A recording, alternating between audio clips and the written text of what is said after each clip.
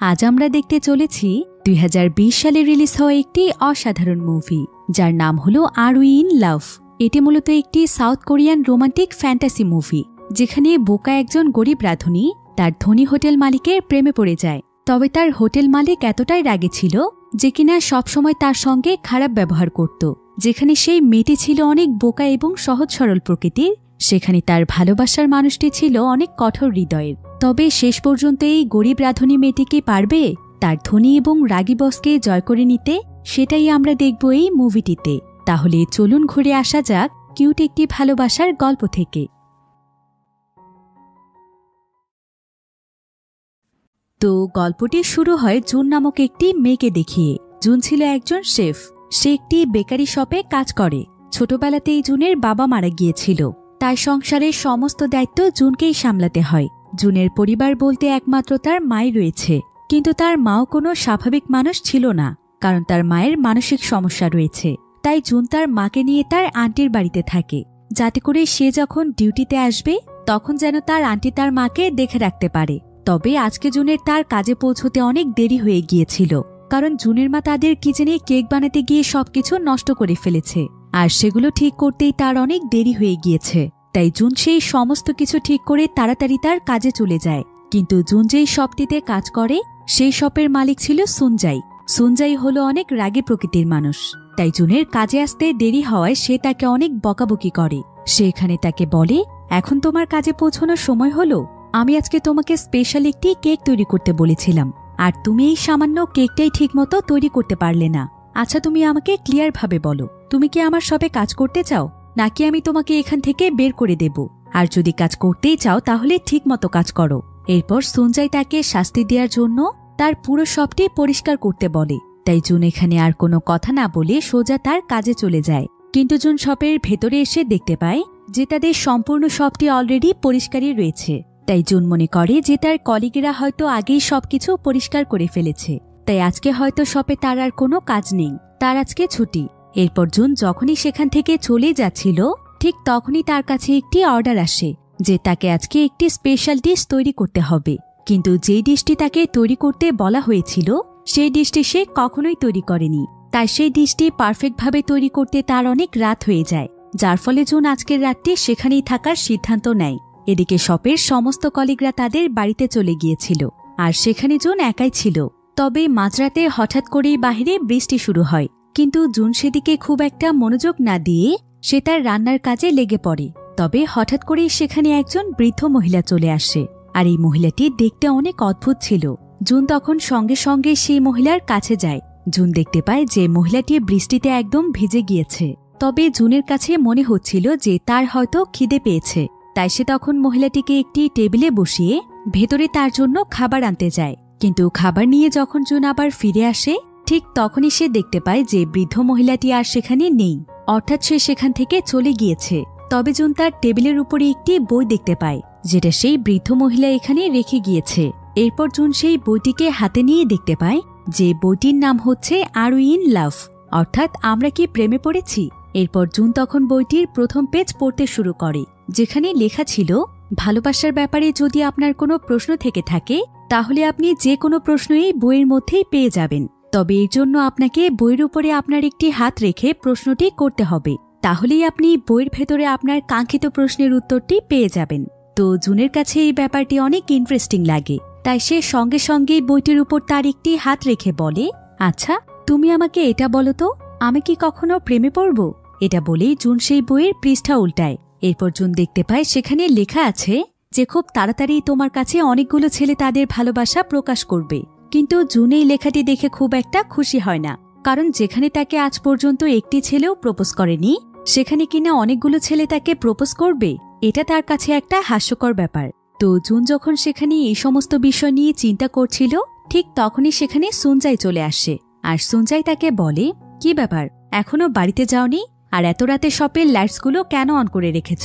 বিদ্যুৎ বিল কি তুমি দাও? এই সমস্ত কথা বলে সুনজাই তাকে অনেক বকাবকি করে।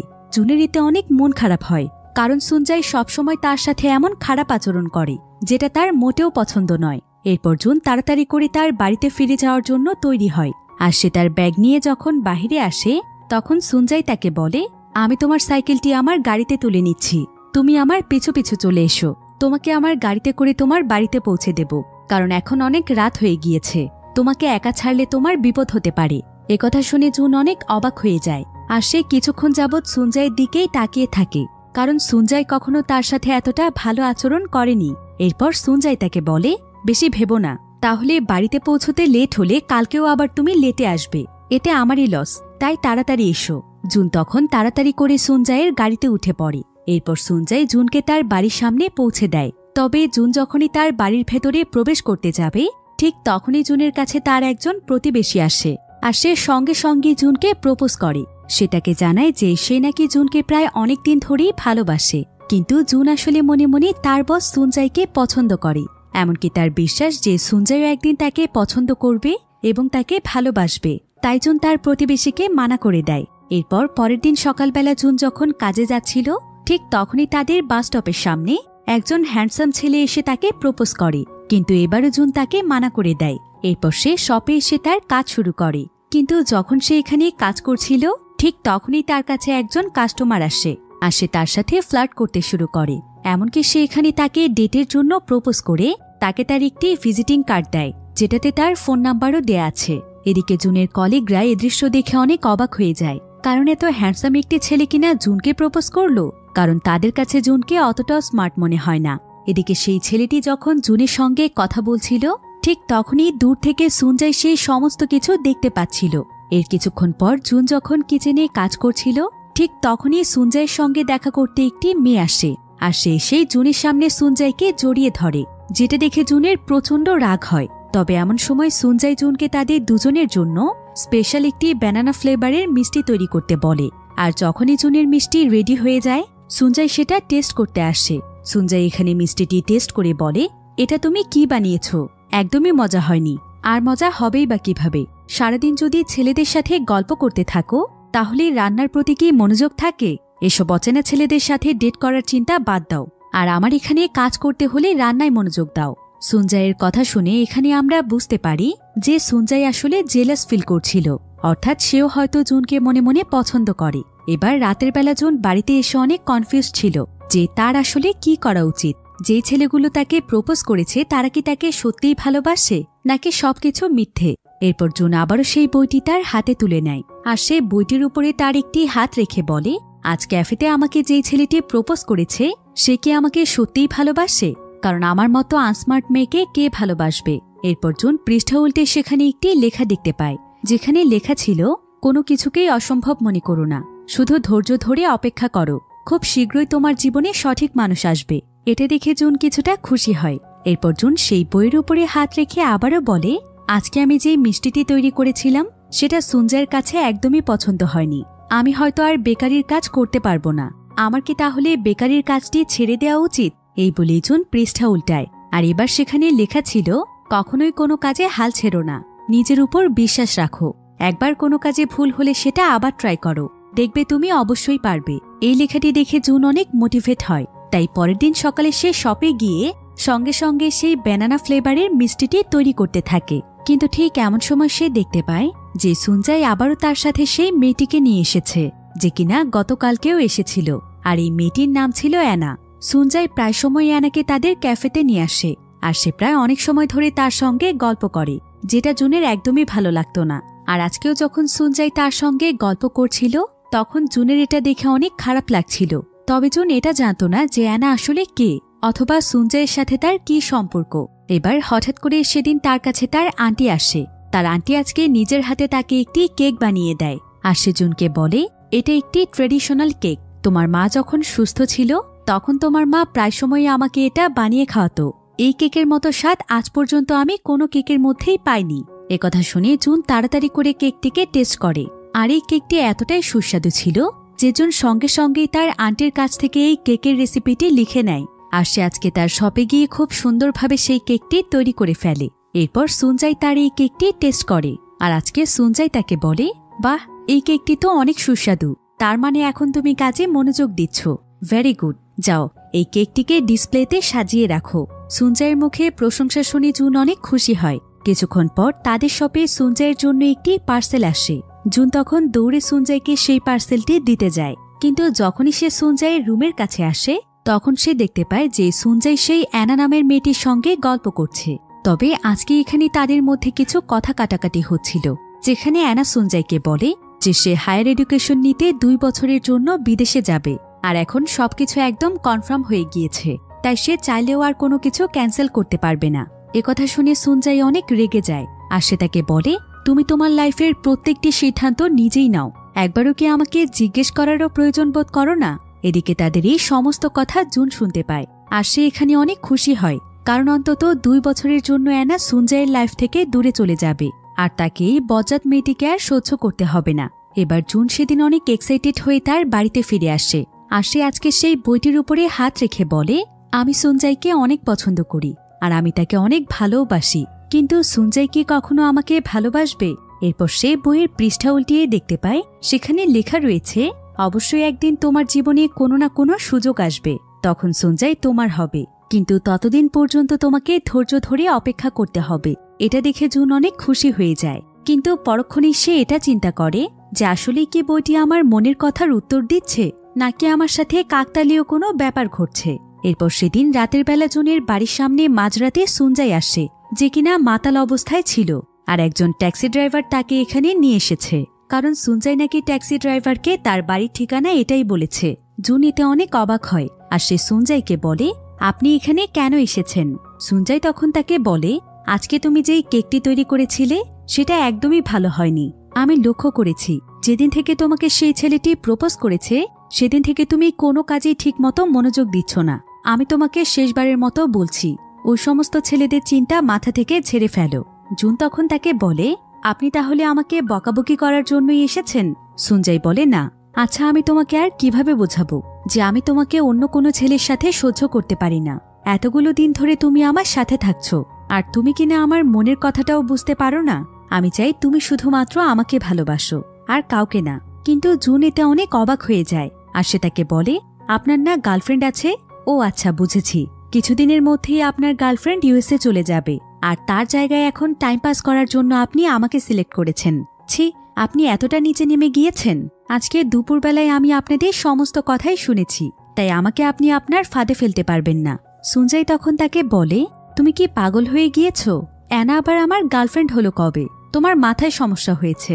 এরপর সুনজাই জুনকে আরো কিছু বলতেই যাবে, কিন্তু জুন তাকে সেখানে থামিয়ে দেয়, আর সে তাকে ধোঁকাবাজ, মিথ্যুক এই সমস্ত কথা বলে সেখান থেকে তাড়িয়ে দেয়। এদিকে জুন তার রুমে এসে সেই বইটি তার হাতে তুলে নেয়, আর সে এবার সেই বইটির কাছে জানতে চায় তুমি আমাকে যেই সুযোগটির কথা বলেছিলে এটাই কি সেই সুযোগ, নাকি সুনজাই আমাকে ব্যবহার করতে চাইছে?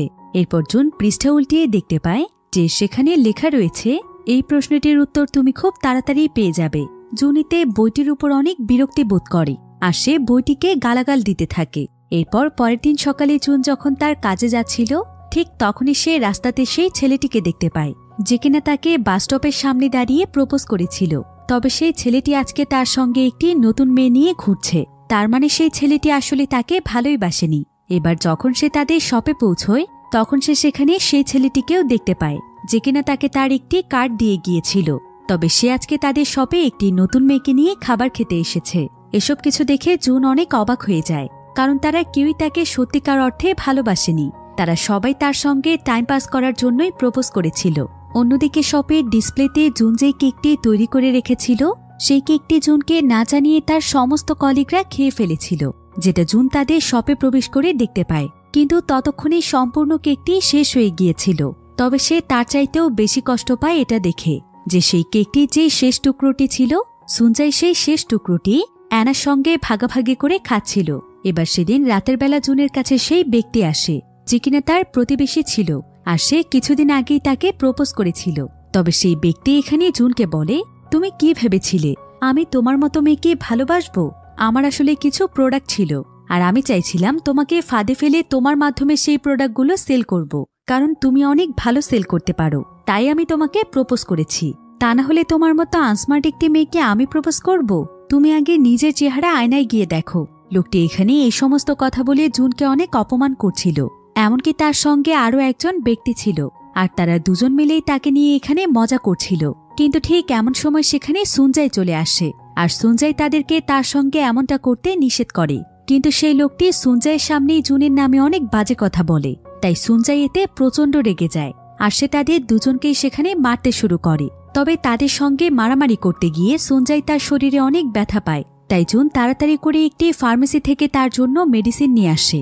এমনকি সে পুলিশকেও ফোন করে যাতে করে সেই দুজনকে পুলিশ গ্রেফতার করে নিয়ে যায়। এদিকে সুনজাইয়ের শরীরে মেডিসিন লাগানোর সময় জুন তার কাছে জিজ্ঞাসা করে, তুমি কি আমাকে ফলো করছো? তা না হলে একদম সঠিক সময়ে তুমি কিভাবে চলে এলে? সুনজাই তখন তাকে বলে, দেখো জুন, কালকেই আমি তোমাকে বিষয়টি খুলে বলেছি। তুমি কি ভেবেছ আজকেও আমি নেশা করে আছি? কালকে আমি নেশাগ্রস্ত অবস্থায় তোমাকে অনেক উল্টোপাল্টা কথা বলে ফেলেছি, কিন্তু আজকে আমি তোমাকে সিরিয়াসভাবে জিজ্ঞাসা করছি, তুমি কি আমাকে ভালোবাসো? হ্যাঁ অথবা না, দয়া করে আমার এই প্রশ্নটির উত্তর দাও। কিন্তু জুন এখানে শুধু সুনজাইয়ের দিকেই তাকিয়েছিল, সে এখানে কোনো কথাই বলছিল না।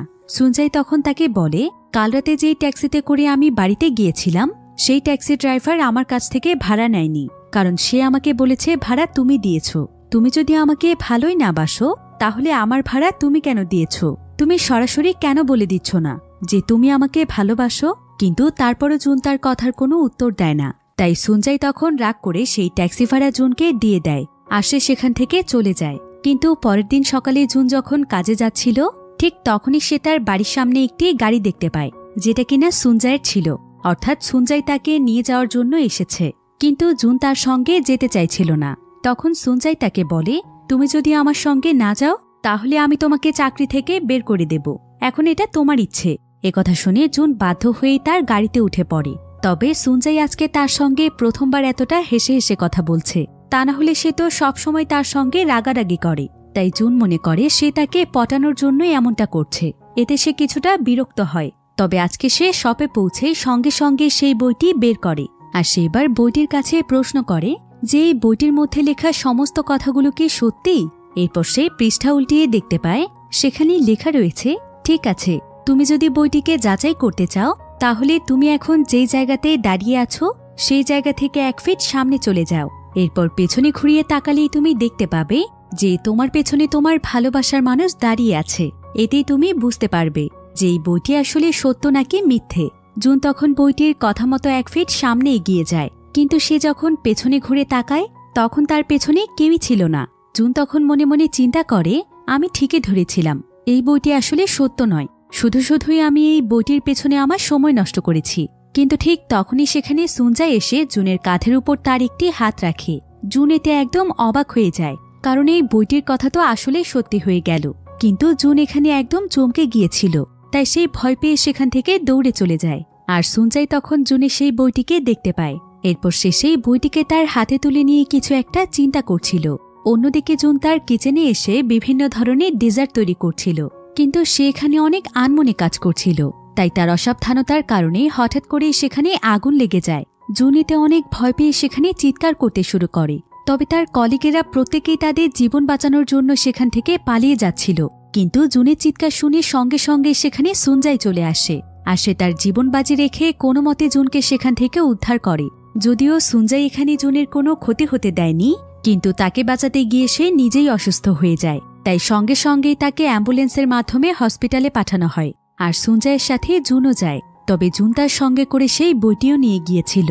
আর কিছুক্ষণ পর জুন যখন সেই বইটি খোলে তখন সে বইটিতে একটি লেখা দেখতে পায়, যেখানে লেখা ছিল, একদম ভয় পেও না, বি ব্রেভ।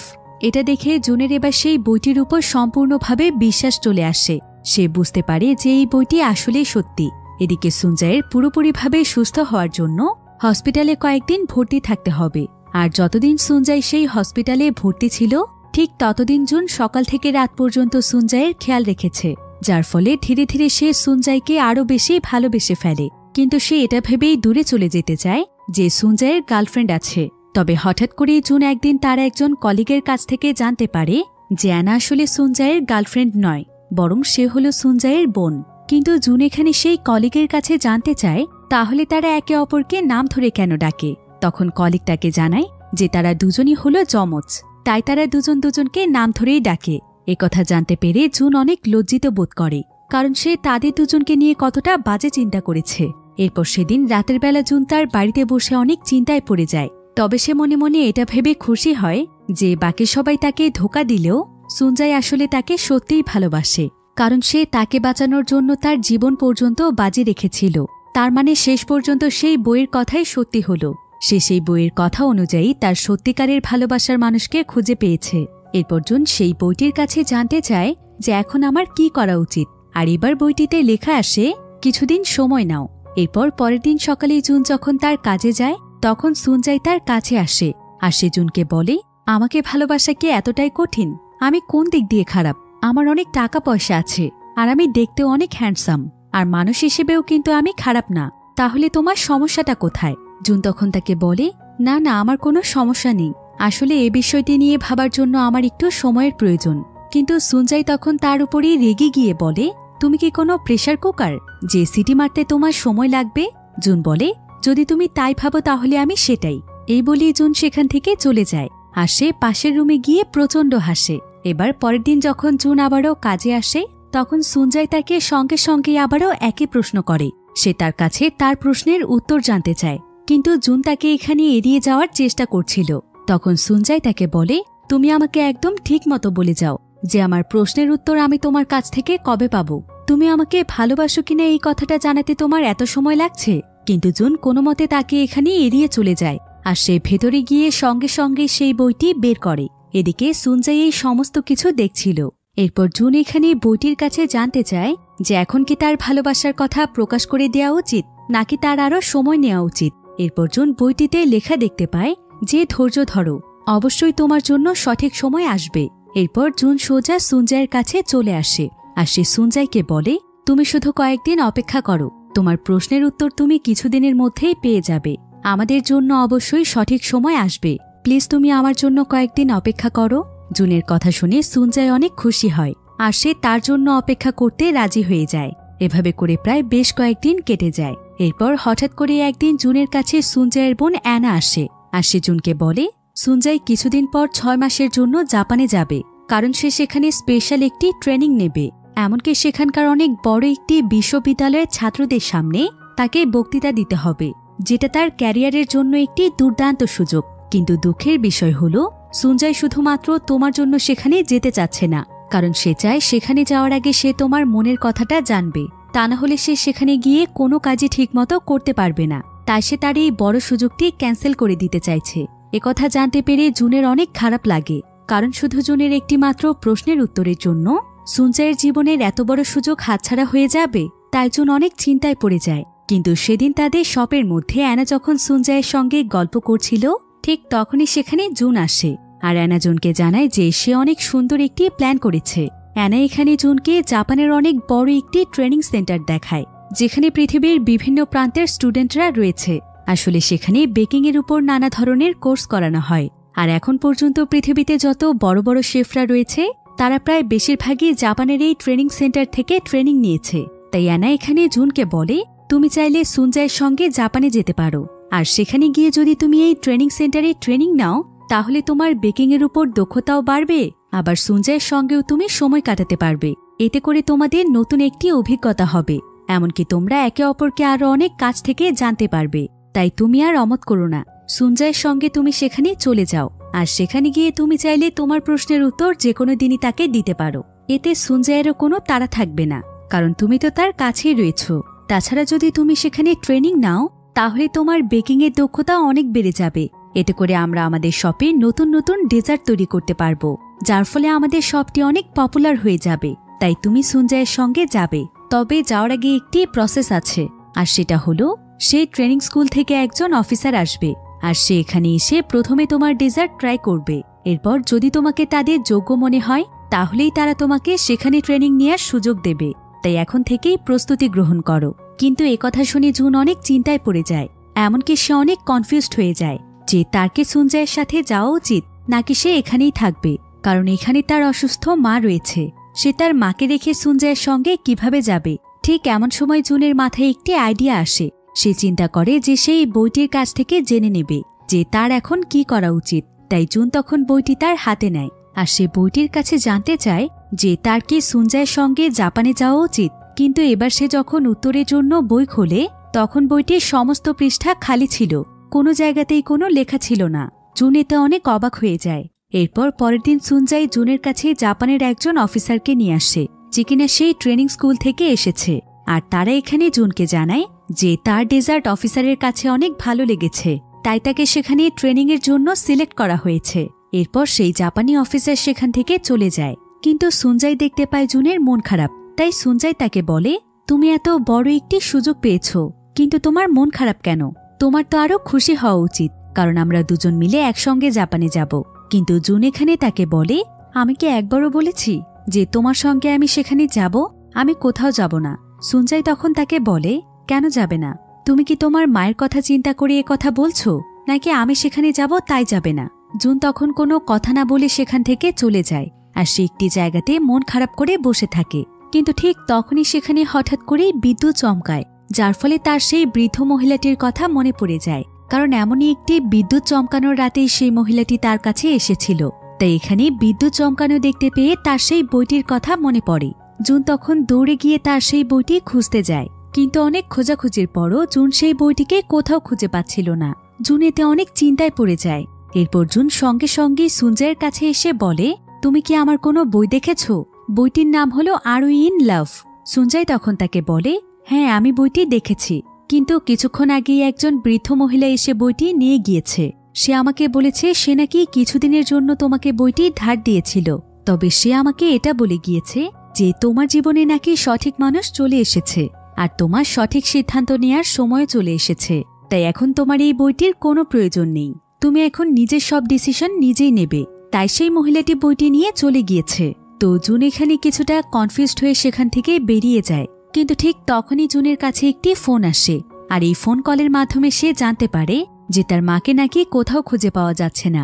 এটা জানতে পেরে জুন অনেক ভয় পেয়ে যায়, আর সে তাড়াতাড়ি করে দৌড়ে তার বাড়ির দিকে রওনা হয়। আর সে সমস্ত জায়গাতে তার মাকে খুঁজে বেড়ায়, কিন্তু সে কোথাও তাকে খুঁজে পাচ্ছিল না। আর এক পর্যায়ে খুঁজতে খুঁজতে সে তার ক্যাফেতেই চলে আসে। এরপর এখানে এসে জুন দেখতে পায় যে তার মা আসলে তার ক্যাফেতে এসেই দাঁড়িয়ে আছে। তবে তার মায়ের যেহেতু মানসিক সমস্যা রয়েছে, তাই সে তার পোশাক এবং সমস্ত শরীর ময়লা করে ফেলেছিল, যার ফলে জুন তাড়াতাড়ি করে তার মাকে বাড়িতে নিয়ে আসে। আর সে তার মাকে পরিষ্কার করতে থাকে। কিন্তু জুন এখানে তার মায়ের অবস্থা দেখে অনেক কষ্ট পাচ্ছিল। সে তার মায়ের শরীর পরিষ্কার করতে করতে এখানে অনেক কাঁদছিল, কারণ সে বুঝতে পারছিল না যে সে কি করবে। সে তার অসুস্থ মাকে রেখে কিভাবে জাপান যাবে। তাই জুন সিদ্ধান্ত নেয় যে সে কোথাও যাবে না। কিন্তু পরের দিন যখন জুন ক্যাফেতে কাজ করছিল, তখন তার কোনো কাজেই মন বসছিল না। তাই সে একজন কাস্টমারের কেক পুড়িয়ে ফেলে, যার ফলে সেই কাস্টমার তাকে অনেক বকাঝকা করে। কিন্তু সুনজাই তাকে বাঁচিয়ে নেয়। এবার সুনজাই তাকে বাহিরে এনে জিজ্ঞাসা করে যে তার সমস্যা কোথায়। জুন তখন তাকে বলে, আমার প্রধান সমস্যা হচ্ছে তুমি। আমি বাসায় থাকলে আমার মায়ের টেনশনে কিছুই ভালো লাগে না, আর এখানে কাজ করতে আসলেও তোমাকে দেখলে সবকিছু উল্টোপাল্টা হয়ে যায়। তুমি 6 মাসের জন্য জাপান চলে যাবে। তুমি কি জানো এই 6টি মাস তোমাকে না দেখলে আমার দিনগুলো কেমন কাটবে? আর আমি চাইলেও তোমার সঙ্গে যেতে পারবো না, কারণ আমার মা অসুস্থ। তাই এই সমস্ত টেনশনে আমি পাগল হয়ে যাচ্ছি। আবার আমি যদি সেখানে না যাই তাহলে নাকি তুমিও যাবে না, এটা অ্যানা আমাকে বলেছে। কিন্তু আমি তোমাকে অনুরোধ করছি, আমার জন্য তুমি তোমার কেরিয়ার নষ্ট করো না। আমি নিজেকে সামলে নেব, তাই তুমি সেখানে চলে যাও। আর যদি তুমি আমাকে ছাড়া সেখানে না যেতে চাও, তাহলে আমি তোমার চাকরি ছেড়ে দেব আর আমার মাকে নিয়ে এই শহর থেকে অনেক দূরে চলে যাব। সুনজাই তখন তাকে বলে, ঠিক আছে, আমি জাপান যাচ্ছি, তবে আমি তোমার কথায় বুঝতে পেরেছি যে তুমি আমাকে দেখতে চাও না, তাই আমি তোমার সামনে আর কখনোই আসব না। এই বলেই সুনজাই সেখান থেকে চলে যায়। কিন্তু সে সুনজাইকে আর কিছুই বলে না। এরপর পরের দিন সুনজাই তার বোনকে বিদায় জানিয়ে জাপান চলে যায়, যেটা জুন দূর থেকে দাঁড়িয়ে দেখছিল। আর সুনজাইয়ের জন্য তার অনেক কষ্ট হচ্ছিল।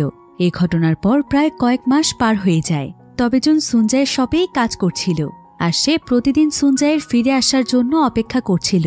এরপর একদিন হঠাৎ করেই তাদের শপে অ্যানা আসে, আর অ্যানা এখানকার একজন কলিগের সঙ্গে গল্প করছিল, যেটা পাশ থেকে জুন শুনতে পায়। অ্যানা এখানে বলছিল, সুনজাই অনেকদিন আগে জাপান থেকে তার ট্রেনিং শেষ করে চলে এসেছে, কিন্তু কেন যেন সে শপে আসতে চাইছে না।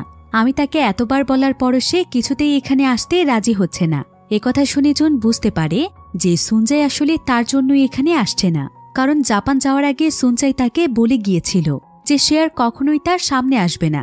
তাই জুন তখন এই সব থেকে চাকরি ছেড়ে দেওয়ার সিদ্ধান্ত নেয়। এরপর সেদিন রাতের বেলায় জুন একটি রেজিগনেশন লেটার তৈরি করে ফেলে, আর সে সোজা গিয়ে সেটা সুনজাইয়ের রুমের দরজার নিচ দিয়ে তার রুমের ভেতরে দিয়ে আসে, যাতে করে লেটারটি সুনজাইয়ের হাতেই পৌঁছয়। এরপর জুন মন খারাপ করে কাঁদতে কাঁদতে সেখান থেকে চলে যায়। আর অন্যদিকে জানালার কাছে দাঁড়িয়ে সুঞ্জয় জুনকে দেখছিল। তবে তার জুনের জন্য অনেক কষ্ট হচ্ছিল, কারণ সে জুনকে অনেক ভালোবাসে। সে কখনোই চায় না যে জুন তাকে রেখে দূরে চলে যাক। এরপর পরের দিন সকালবেলা জুন তার সাইকেলের মধ্যে সেই বইটি দেখতে পায়, যেটা সেই বৃদ্ধ মহিলা তাকে দিয়েছিল। আর এই বইটিকে খুঁজে পেয়ে জুন অনেক খুশি হয়ে যায়। এরপর জুন যখনই সেখানে দাঁড়িয়ে বইটি খোলে, ঠিক তখনই সে বইটির মধ্যে একটি ছবি দেখতে পায়, যে ছবিটির মধ্যে সুঞ্জয় জুনকে ধরে রেখেছিল। আর এই ছবিটি সুঞ্জয় তুলেছিল সেই সময় যখন তারা দুজন মিলে একটি গাড়ির ভেতরে ছিল। তো জুন এখানে ছবিটির নিচে একটি লেখা দেখতে পায়, যেখানে লেখা ছিল, সে তোমার জীবনের সবকিছু, তাকে কখনো হারিয়ে যেতে দিও না। আর জুন যেহেতু এই বইটির উপর অনেক বিশ্বাস করত, তাই সে সুঞ্জয়ের কাছে ফিরে যাওয়ার সিদ্ধান্ত নেয়। এরপর জুন তার সাইকেল নিয়ে সোজা চলে যায় সুঞ্জয়ের কাছে। সুঞ্জয় জুনকে দেখে অনেক অবাক হয়ে যায়, আর সে তাকে বলে, তুমি না আমার চেহারা দেখতে চাও না? তাহলে তুমি কেন আমার কাছে এসেছো? নিশ্চয়ই এই মাসের স্যালারি পাওনি? সুঞ্জয়ের কথা শুনে জুন হেসে ফেলে। এরপর সুঞ্জয় এবং জুন একে অপরকে জড়িয়ে ধরে, আর তারা দুজনেই এখানে দুজনকে তাদের মনের কথা জানিয়ে দেয়। তবে সুঞ্জয় লুকিয়ে লুকিয়ে জুনের সেই বইটি দেখে হাসছিল। আর এখানে আমরা জানতে পারি যে এই বইটি আসলে কোনো ম্যাজিক্যাল বুক নয়, বরং এই বইটি সুঞ্জয় এবং তার বোন অ্যানা মিলে তৈরি করেছে। আর তারা প্রফেশনাল একজন রাইটারের মাধ্যমে এটা করেছে। এমনকি এই বইটির মধ্যে এমন একটি টেকনোলজি ছিল, যেটার মাধ্যমে দূর থেকে কিছু লিখলেই বইটির মধ্যে লেখা হয়ে যেত, আবার সেটা চাইলে মুছেও ফেলা যেত। তবে সুঞ্জয় প্রথমে বইটিকে তৈরি করেছিল জুনের কনফিডেন্স বাড়ানোর জন্য, কারণ জুন সবসময় নিজেকে আনস্মার্ট ভাবত। তাই জুনকে যতগুলো ছেলে প্রপোজ করেছিল, সেই সমস্ত ছেলেগুলোকে আসলে সুঞ্জয়ই পাঠিয়েছিল, যাতে করে জুন নিজের মধ্যে কনফিডেন্স পায়। এমনকি সেই বইটির মধ্যে তার এবং জুনের ছবির নিচে যেই লেখাটি ছিল, সেটাও সুঞ্জয় করেছিল, যাতে করে জুন তার কাছে ফিরে আসে, আর সে বইটির কথা বিশ্বাস করে তাকে ভালোবাসে। আর অবশেষে সুঞ্জয়ের প্ল্যান মোতাবেক সবকিছুই হয়েছে। সুঞ্জয় তার ভালোবাসাকে জয় করে নিয়েছে, এমনকি জুনও তার জীবনে সত্যিকারের ভালোবাসাকে খুঁজে পেয়েছে।